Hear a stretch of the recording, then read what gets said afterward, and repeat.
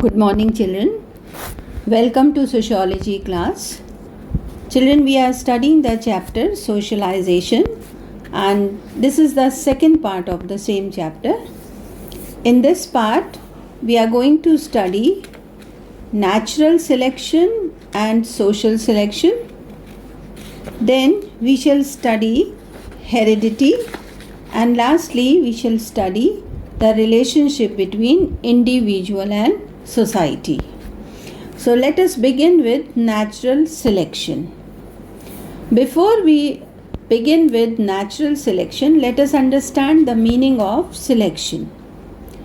The term selection means choosing from several alternatives. The process includes preference and rejection at a time. In the choices, some choices are preferred and some are rejected at the same time. Selection is the act or process by which, in accordance with a given norm or end, certain things are retained or promoted and others are discarded. Every choice is not selected. Some are retained or they are promoted while others are discarded. A conscious man can select something of his choice, rejecting the others. Similarly, nature selects certain things and discards the rest. Otherwise, by this time, the earth could have been overburdened. So, it is the law of nature. So, what is the meaning or definition of natural selection? The process by which natural laws are applied to find out the most suitable and desirable things for preservation is known as natural selection. I repeat it again.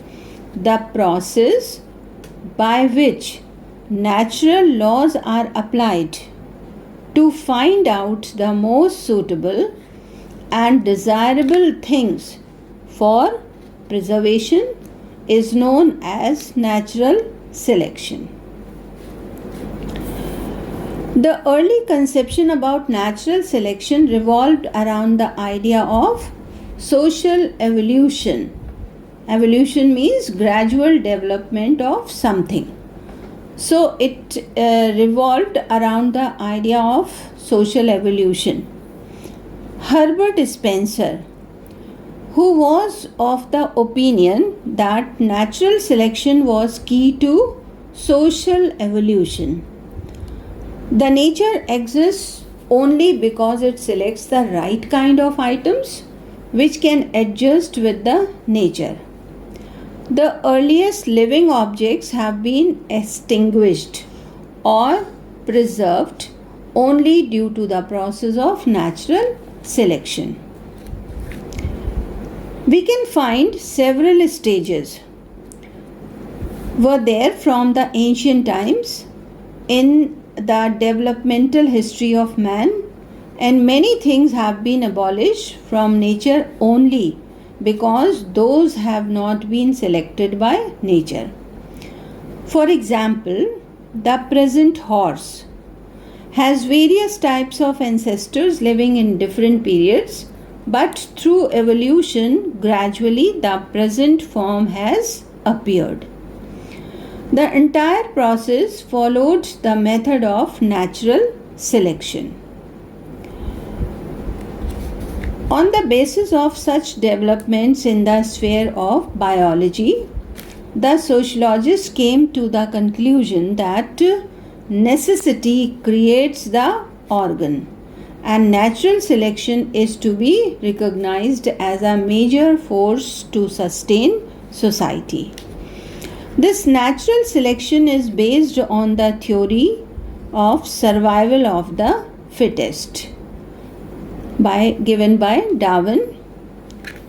So here we see that natural selection is a selective process eternally existing in nature to improve and maintain the adjustment of living organisms to their environment where they are living, thereby eliminating the unsuitable and maladjusted ones. It means nature selects only those organisms which can survive, which can adjust with the nature or environment, and others who are unsuitable and maladjusted, they are discarded. Darwin was the propounder of this theory, though later biologists have modified it in several ways. According to Darwin, the balance of nature is maintained by natural selection. Due to the reproductive capacity of organisms, the rate of increase among them follows a pattern of geometrical ratio. But the food production and space almost remain constant, leading towards overcrowdedness, resulting in the struggle for existence. He says that the production is at a faster rate, but the space where the natural objects are surviving is limited, and the food production is also limited. Therefore, these increased organisms have to go through a struggle for their existence, and whoever wins this race survives and others come to an end. We see that no two organisms are alike and they vary from one another. Some variants become advantageous and some variants are disfavored in the struggle for survival. Thus, in this struggle, only the fittest generally survives. Natural selection operates amongst the fittest and the new forms are established. Leading to this, we can say that only the fittest are found on the earth, they survive, and others disappear. So, according to this view, the best is transmitted to the next generation. This implies a world is ever proceeding towards an improved condition. This theory of survival of the fittest influenced the sociologists while they analyze the cause of survival of certain things in the society and the loss of others. In the animal world, biological survival implies competition. Even at the cost of extinction and destruction of one species, another one may survive, and it is not at all unfair. However, in the society of man, cooperation is so essential that survival of one does not always mean the death of other, as it happens in natural selection. So, the society can never choose only the fittest, because here the criteria is different. It is true, just like nature, in society also, some morals, beliefs, human values are not cherished continuously. Changes occur, new adjustments are required, and some are selected for survival, some more are given up. Thus, in society also, a process of selection exists, but this process is called social selection.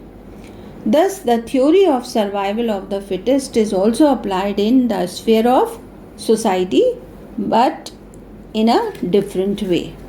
So, I think you have understood the theory of natural selection, in which the fittest are selected, they survive, and the ones which are not fit, they do not win the race, they do not win the competition, are discarded from the nature. So it is about natural selection.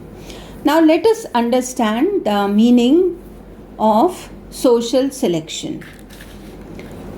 Social selection is a process used in human society, not in nature, to ensure the existence of qualitatively worth people. In natural selection, we saw that it is survival of the fittest, means the one who is having the physical strength. But social selection believes in qualitative worth, means the quality of man. People saw that the social forces can be balanced and society as a whole can continue. Social selection can never depend only on the criterion or physical ability. As in society, man should interact with other human beings. Nothing can happen in an absolutely mechanical, repetitive manner. So, social selection considers the qualitative aspect of human mind, not only the physical strength, but the aspect of human mind too. Formerly, man was at the mercy of nature. Their huts were washed away in rain. Their children died in the hands of wild animals. They suffered from many other natural calamities which were beyond their control. But what happened? Gradually, man could develop devices to control nature in favor of man's own interest. Then civilizations started and the process of social selection also emerged. Social selection has to consider many more things than the natural selection, as man is not living a stereotyped life, means the life of same routine. Rather, man is ever exploring the nature as well as his or her own ability. Even the physically and mentally retarded children are performing a well coordinated dance drama in the modern times. A man without legs can be a pilot or an aircraft. Then a blind man and a woman can become the authors of several books. So we see that society is not only selecting people, but it can train people so that he or she is not left in the run of civilization. Every person which is having some ability, whether it is physical ability or mental ability, is selected in the society. Social selection helps to survive in the society. It is not going to eliminate man only because he or she is lacking usual fitness, as we have seen from the previous examples. Values are set up in the society which guide man to adjust with social realities. The values used as tools of social selection may vary from one society to another. Means all the societies do not follow the same values. It differs from society to society. For example, the tribal people of Chota Nagpur, the physical ability may be considered one of the basic conditions for survival in the society. Then if we go to commercial world or in a commercial city, the criterion may be the wealth and ability to participate in business activity. Then if we go to traditional rural society, the criterion may be aristocratic or a royal type of family background. So all these are the different criterias of social selection, and it depends upon society, or we can say differs from society to society. Then we see that the criteria for social selection may change with time also. For example, few decades ago, in Indian society, Brahmins were given highest status in society due to their contributions in the intellectual and spiritual fields. But presently, the wealthy people with intellectual ability are given higher status. Whether he is a Brahmin or not, that hardly matters. So natural selection and social selection differ in methods, criteria, and objectives.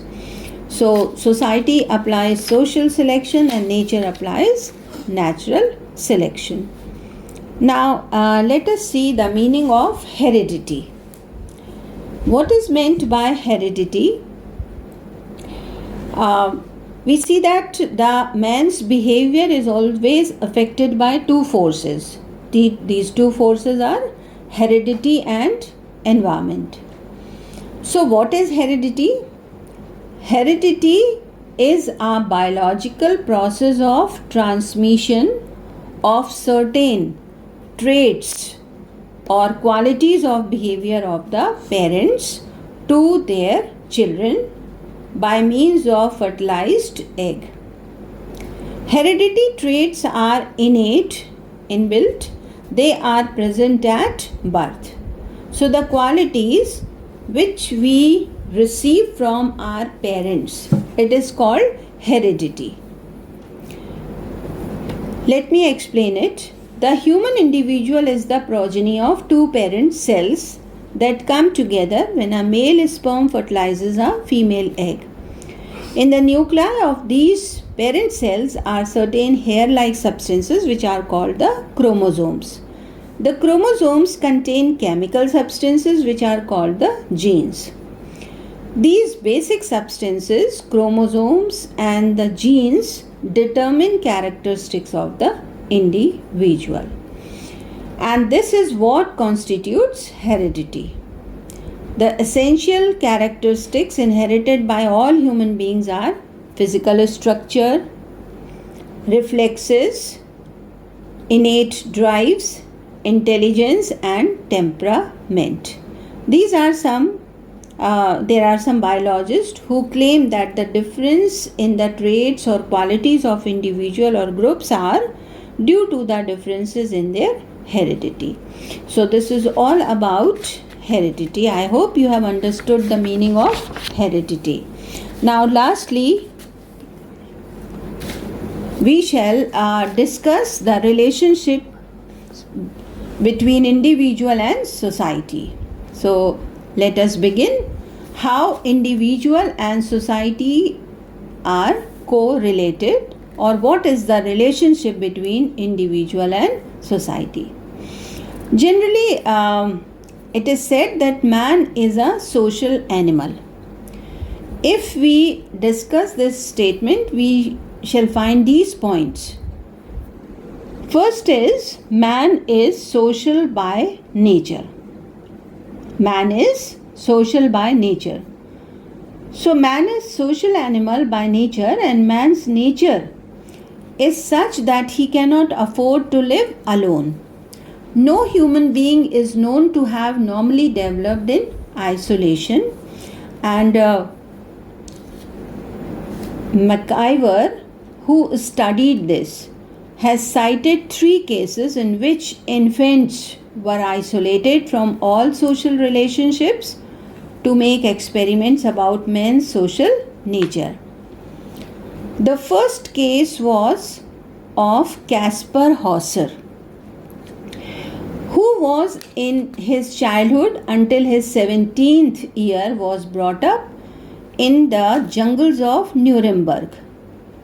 In this case, he was found that at the age of 17 he could hardly walk, and he had the mind of an infant and could mutter only a few meaningless phrases.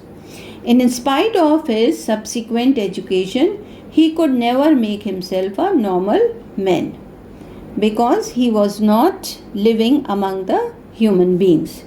The second case was of 2 Hindu children, Kamla and Amla, in 1920 were discovered in a wolf den. One of the children died soon after discovery. The other child could walk only on all fours. possessed no language except wolf like growls, and she was shy of human beings and afraid of them. It was only after careful and sympathetic training that she could learn some social habits. The third case was of Anna. Anna was an illegitimate American child who had been placed in a room at the age of 6 months and discovered 5 years later. On discovery, it was found that she could not walk or speak and was indifferent to people around her. Then there is one more example of Jenny. Jenny was a 7 years old girl found by an Italian missionary in Sierra Leone who had been brought up by apes and monkeys. She was unable to stand upright and crawled instead of walking. And all her actions were like the apes and monkeys. She made the chatting noises of apes and monkeys. So these are the examples which tell us that man is social by nature. If he is brought up between the human beings, then he learn all the traits. Otherwise, he can learn only where he is kept. Then we can say that these cases prove that human beings is social by nature. Human nature develops in man only when he lives in society, only when he shares with his fellow beings common life. Then second thing which shows the relationship between individual and society is that necessity makes a man social. Man lives in society because necessity compels him to. Many of his needs will remain unsatisfied if he does not have the cooperation of his fellow beings. Every individual is the offspring of a social relationship established between man and woman. The child is brought up under the care of his parents and learns the lessons of citizenship in their company. He is totally dependent for his survival upon the existence of some sort of society. So the importance of society for physical and mental development is obvious. No one can become human being unless he lives with human beings. Third point which explains this relationship is society determines personality. Lastly, we can say that man who lives in society for his mental and intellectual development. Society preserves our culture and transmits it to succeeding generations. So the cultural heritage directs our personality. The society fulfills not only physical needs but also determines our mental equipment. So we have seen through these 3 points that man is social by nature, necessity makes a man social, and society determines personality. All these 3 points show us a close relationship between man and society.